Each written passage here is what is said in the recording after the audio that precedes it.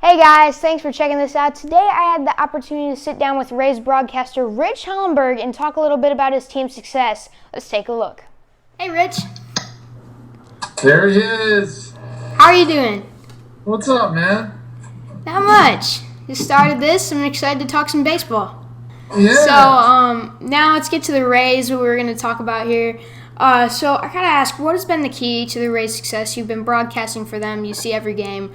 What's been key for them?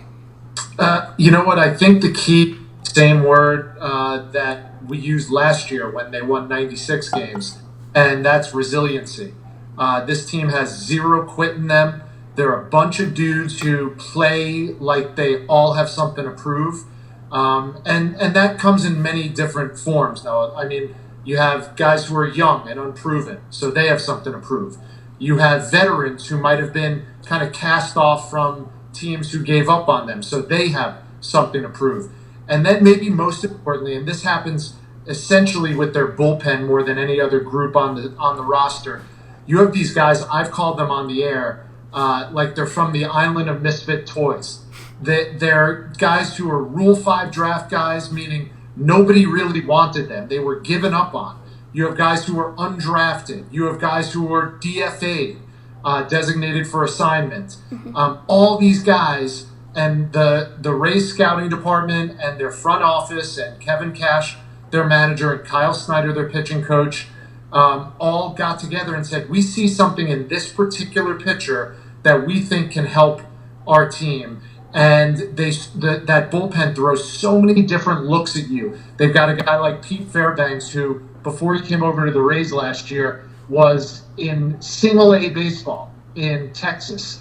And now all of a sudden he's a featured part of their bullpen. They got two guys who pitched yesterday for them. Ryan Thompson, who is a Rule 5 guy who had Tommy John surgery. All of a sudden he's kind of a side armor. Now he's thrown for them. John Curtis, same thing. Teams gave up on these guys. The Rays saw something in them that no one else did. And now all of a sudden they've come together to form this really dynamic, lights-out bullpen. And I think that is kind of a microcosm of this whole team. Yeah, and so like the Yankees, they're now dealing with a lot of injuries. So it really clears the way for the Rays to really take a big lead and run away with the AL East. So how far do you see them going this year? And have there been any surprises for you watching them? Well, first of all, you're being incredibly optimistic and kind to the Rays, and I appreciate that. I'm an eternal optimist. I think it's going to be a long, long fight right down to the end of the regular season for the Rays to overtake and keep the Yankees in their rearview window. I think the Yankees are as deep as any team in baseball, and let's be honest, I think everyone on the Rays would say this too, to a man. They have much more talent on paper than the Rays do. A lot of the reasons I gave you earlier are the reasons why you would feel comfortable saying that, because the Yankees have a lot of household names. Aaron Judge, Giancarlo Stanton, DJ LeMahieu, and then you go to the pitching staff. Aroldis Chapman is just coming back into the fold, and then you have starters like Garrett Cole, who's the best starter on earth right now. So on paper, they have a better team and are just as deep as the Rays. So I think it's going to be an absolute dogfight down to the end. Do I think the Rays can win the AL East? I certainly do. These next 3 games are going to certainly go a long way towards telling that story. To answer your question, the biggest surprise for me right now has been a couple of things. Brandon Lau is one of the top 5 hitters in the American League that nobody is talking about. Numbers bear it out, analytics bear it out, and I get to watch him every day.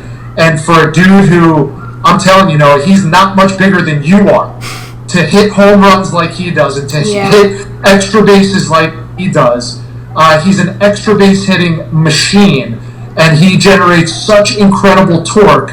I think he's probably the biggest surprise right now. Trade deadline's coming up here soon. Who do you see them going after? I don't know if they're going to be going after anybody. If they had to go after somebody right now, you would look at their offense and be like, well, they're not hitting that great. They slug well. Their OPS is really sharp. But a lot of the guys, especially from like the 5 spot down, are hitting at or near the 200 level. And then I go and I look at the Yankees lineup, and honestly, the numbers are fairly similar. I mean, once you get past the LeMahieus and the Aaron Hickses and the Judges, like, those guys aren't hitting that great either. I think that's more of the rule than the exception this year in Major League Baseball. So I don't know if there are going to be any real pieces that the Rays would seem valuable enough to trade for. Now, they're dealing from a position of strength, as you mentioned.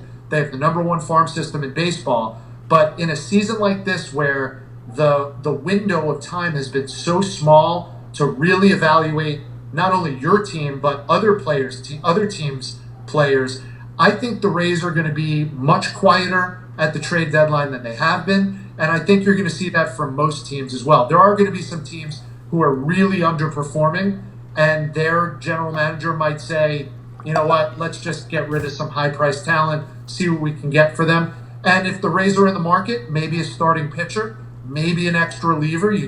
You can never have too many of those, based on the injuries that we've seen. And the Rays, again, have been bitten by the injury bug just like a lot of teams have been, especially in the pitching staff. 7 guys on the Rays pitching staff have been on some form of injured list right now. So I could see them going for a little added bolstering of their pitching staff, but I wouldn't be surprised if they remain conspicuously quiet at the trade deadline.